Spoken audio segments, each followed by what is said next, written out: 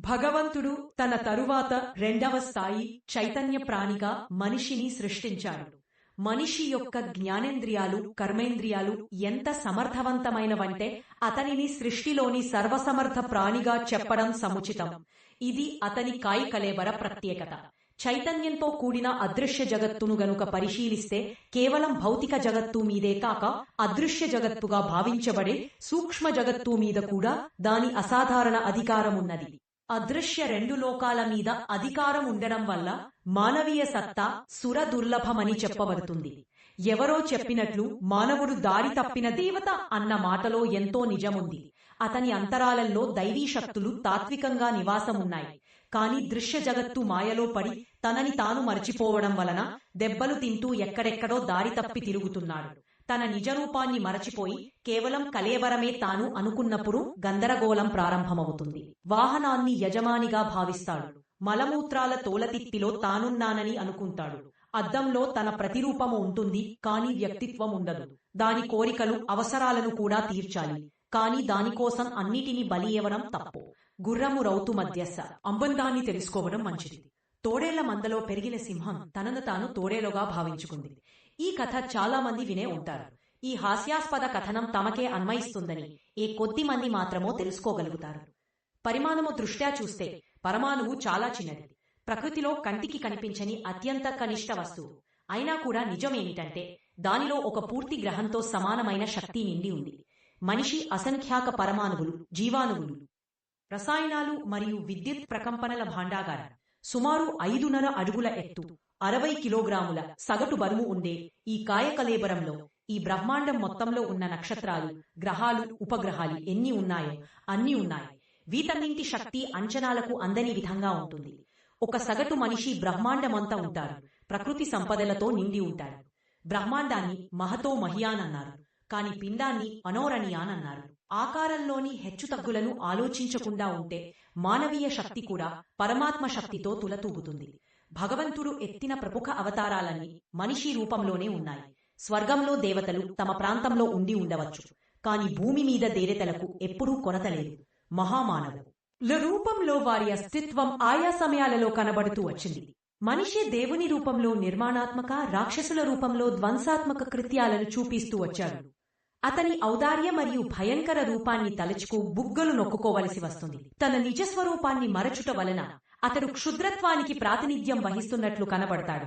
నేను ఎవరు, ఏమి చేయగలను అనే ఆత్మప్రబోధని పొందితే అతడు క్షుద్ర దశ నుండి మహర్దశకు, నరుడి నుండి నారాయణుడిగా, పురుషుడు నుండి పురుషోత్తముడిగా తయారు కావడాన్ని ఎవరూ నిరోధించలేరు. కళ్లకు ఏ రంగు కళ్లజోడు పెట్టుకుంటే ప్రపంచమంతా ఆ రంగులోనే కనిపిస్తుంది. ప్రపంచంలోని దృశ్యాలు ఎలా ఉన్నా మన కంటిపాప పనిచేయడం ఆగిపోతే అంతటా అంధకారమే కనబడుతుంది.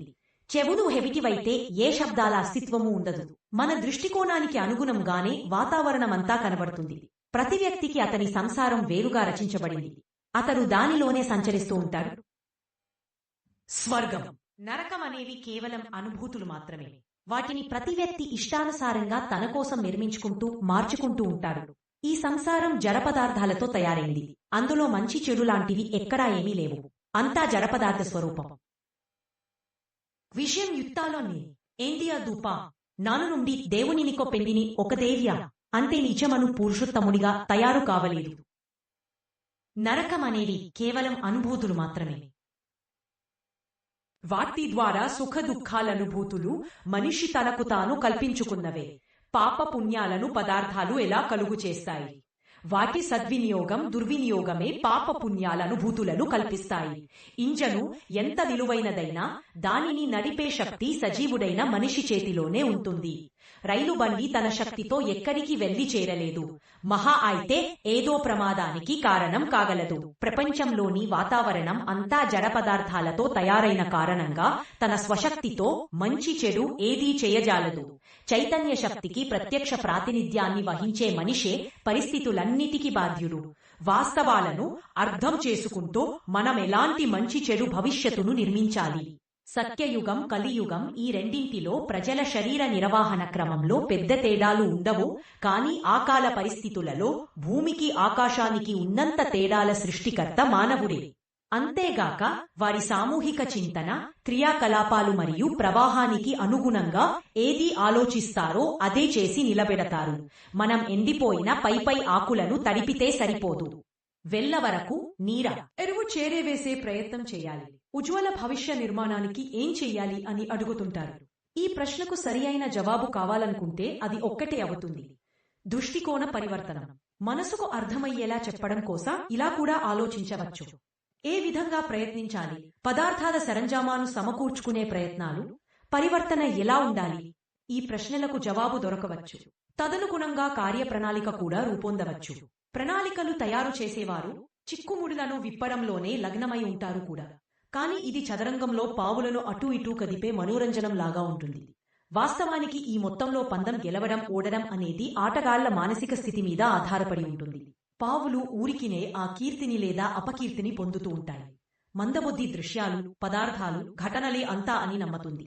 చింతన, దృష్టికోణం, ఉత్సాహం మరియు సాహసాల లాంటి అదృశ్య ప్రవృత్తుల సందర్భంలో ఎవరికైనా సరే తెర వెనుక పనిచేసే గారడివాడి చేతివేళ్లే ప్రహసనం మొత్తానికి కారణం అనే విషయాన్ని అంచనా వేయడం చాలా కష్టం. గారడి మనస్తత్వమే వినోదాలకు సూత్రధారి. సమస్యలకు సమాధానం అతని చేతులలోనే ఉంటుంది. కీలుబొమ్మల గురించి తలబద్దలు కొట్టుకోవడంలో అర్థమే మీ లేదు. అయిన కూడా పిల్లలను కీర్చే బొమ్మలాటలే బాగా ప్రభావితం చేస్తాయి. దాని లోపలి యంత్రమే ఈ చిత్ర విచిత్ర విన్యాసాలకు కారణమనే విషయం వారికెక్కడ తెలుస్తుంది?